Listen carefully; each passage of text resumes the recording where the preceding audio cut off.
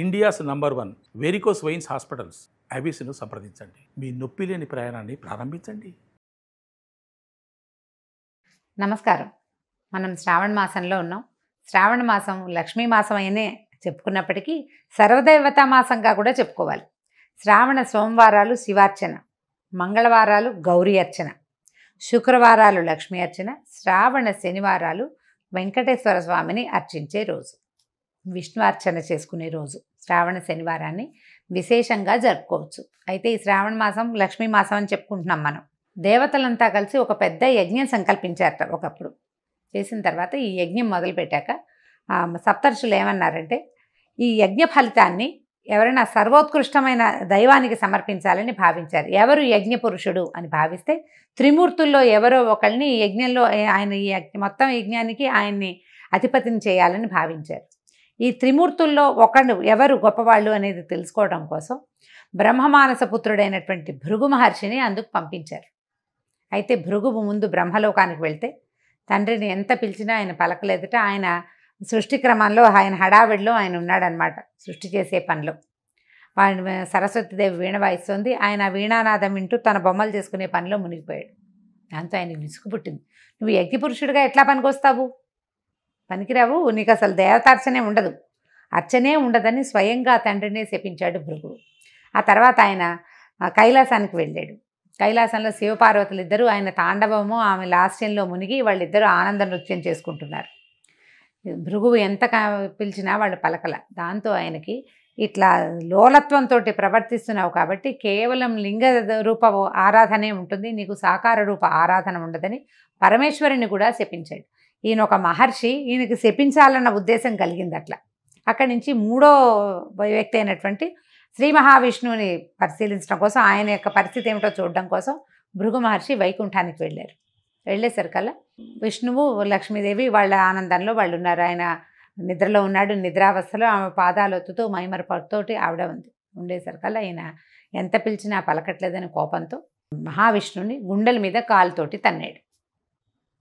తన్నేసరికల్లా వెంటనే ఆయన లేచి, అయ్యో నా గుండెల మీద తన్నే, వక్షస్థలం రాతి కంటే కఠినంగా ఉండే నా వక్షస్థలం మీద తన్నేవు, ఇక్కడున్న మణులు మాణ్యాలు అన్నీ నీకు గుచ్చుకున్నాయేమో అని చెప్పి ఆ మహర్షికి పాదసేవ చేస్తూ ఆయనకి అహంకార చిహ్నంగా ఆయన అరికాల్లో ఉన్నటువంటి నేత్రాన్ని చిదిమేశాడట మహావిష్ణువు.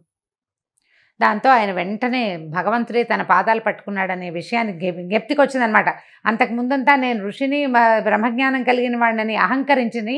ఆ అహంకారంతో తండ్రిని, సాక్షాత్తు తనకి తండ్రి అయిన బ్రహ్మదేవుణ్ణి, తర్వాత సర్వలయంకారకుడైనటువంటి పరమేశ్వరుని కూడా శపించి ఈ మహావిష్ణువు మీద ఇటువంటి అవజ్ఞతోటి ప్రవర్తించానని చాలా సిగ్గుపడి బాధపడి ఏమనుకున్నాడంటే, ఈ యజ్ఞానికి యజ్ఞపురుషుడు మహావిష్ణువు అని నిర్ధారించుకుని వెళ్ళిపోయాడు. నిజానికి భృగు మహర్షి ఒక కల్పంలో మహాలక్ష్మికి తండ్రి, ఆమెను భార్గవి అంటారు. ఈ కల్పంలో ఈవిడ క్షీరసాగరం నుంచి ఉద్భవించిందనమాట. ఆమె కోపం పట్టలేకపోయింది. ఆయన నిన్ను తంతే నా స్థానమైన హృదయాన్ని తన్నాడు, నన్ను హృదయంలో పెట్టుకుంటానన్నావు నువ్వు, ఆ స్థానంలో తన్నాడు కాబట్టి నేను నీతోటి ఉండను, ఈ అవమానాన్ని నేను సహించలేనని వెళ్ళిపోయింది.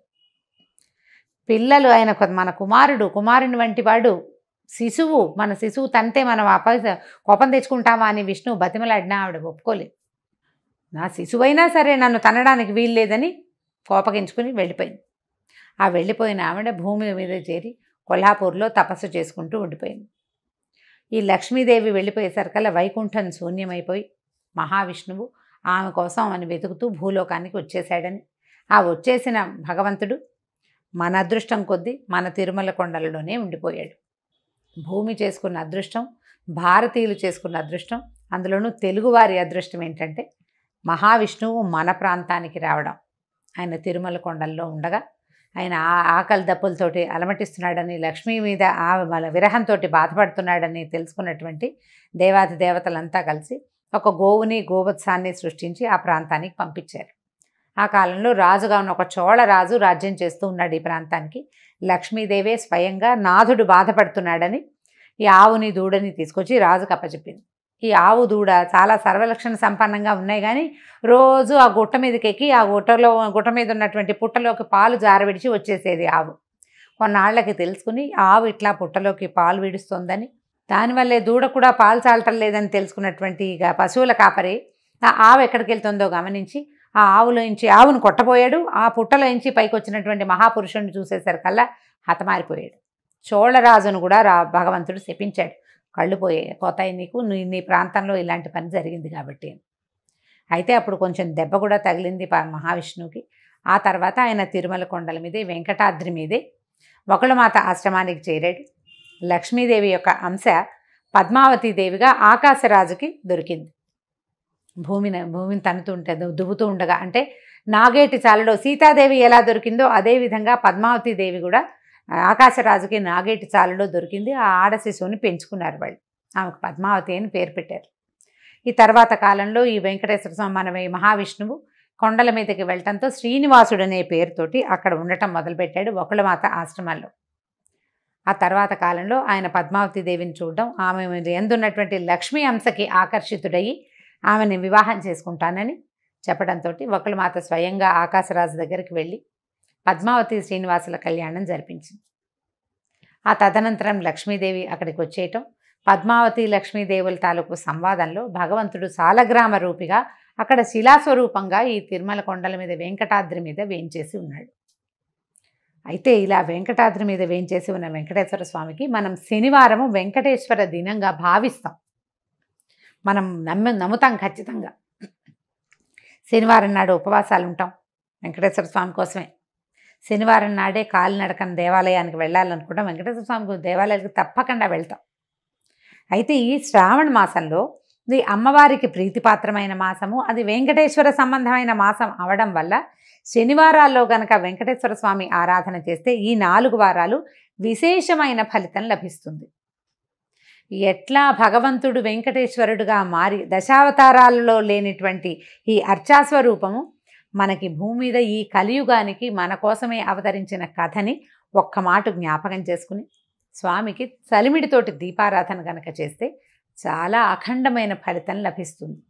మనం చేసే ఈ శ్రావణ మాసపు దైవారాధనలో లక్ష్మీ అమ్మవారి ఆరాధన, శివారాధనతో పాటుగా ఇలా వెంకటేశ్వర స్వామి ఆరాధనని కూడా భాగంగా చేసుకోండి. మిగిలిన రోజులు కుదరకపోయినా శ్రావణ మాసంలో శనివారాలు 4 శనివారాలు ఒక పూట భోజనం, పగలు భోజనం చేసి రాత్రి భోజనం చేయొద్దు. దాని విధి అదే. అన్నం తినకుండా అన్నాన్ని తద్భిన్నం ఏదైనా తినచ్చు. దీపారాధన చేయటం, చలిమిడితోటి ఆవు నెయ్యి, బెల్లము, బియ్య పిండి కలిపి చలిమిడి చేయటం. ఆ చలిమిడిలో చక్కగా గుండ్రంగా ఉండలాగా చేసి దాంట్లో కొంచెం గొయ్యి చేయటం అన్నమాట. లోపలికి కొంచెం నొక్కి అందులో కాస్త ఆవు నెయ్యి వేసి దీపం పెట్టడం. ఈ దీపారాధనతో స్వామికి ప్రసాదంగాను దీపంగాను సమర్పిస్తామన్నమాట. దీపారాధన అయిన తర్వాత ఆ చలిమిడిని ప్రసాదంగా స్వీకరించడం. పగలు భోజనం చేయొచ్చు, రాత్రిపూట భోజనం చేయకూడదు. ఈ 4 శనివారాలు ఇలా చేయటం వల్ల శ్రావణ మాసంలో మనకి అమ్మవారి కరుణతో పాటు అయ్యవారి తాలూకు కృపాకటాక్షాలకు కూడా మనం పాత్రలు అవుతాం. 4 వారాలు ఉన్నాయి. తొలి వారం కుదిరినా కుదరకపోయినా తర్వాత వారాలైనా చేసుకోవచ్చు. కుదిరిన వారు తప్పకుండా ఈ కథని స్మరించటము, ఇది చేసుకోవటము. అంత పెద్ద చలిమిడి పెట్టకపోయినా చిన్నగా కొద్దిగా చలిమిడి చేసి కూడా దీపారాధన చేసుకోవచ్చు. దీపారాధన చేయటం, వెంకటేశ్వర స్వామికి సంబంధించినటువంటి స్తోత్ర పాఠాలు ఏవైనా చదువుకోవటం, ఆయనతో పాటు లక్ష్మీ అమ్మవారి స్తోత్రం కూడా ఒకటి చదవటం. దీపారాధన చేసాం కాబట్టి ముందు తర్వాత ప్రసాదం, నైవేద్యం, వడపప్పు, పానకము, అరటిపళ్ళు, మీ ఓపిక. పాయసం చేస్తాం, పొంగల్ చేస్తాం అంటే అన్నీ కూడా చేసుకోవచ్చు. అవేవి చేయకపోయినా 2 అరటిపళ్ళతోటి కూడా మనం నైవేద్యాన్ని పూర్తి చేసుకోవచ్చు. పగలు భోజనం చేసి రాత్రి ఉపవాసం ఉంటే మర్నాడు పొద్దున్న మామూలుగా భోజనమే చేసేయచ్చు. దానికి ఇంకా నియమం ఏమీ లేదు. ఈ ఆలోచన చేయండి. కుదిరితే ఒక్క శనివారమైనా చలిమిడి దీపారాధన చేయండి. అది ఇంటికి మంచిదని, చలవని చెప్పబడుతోంది. నమస్కారం.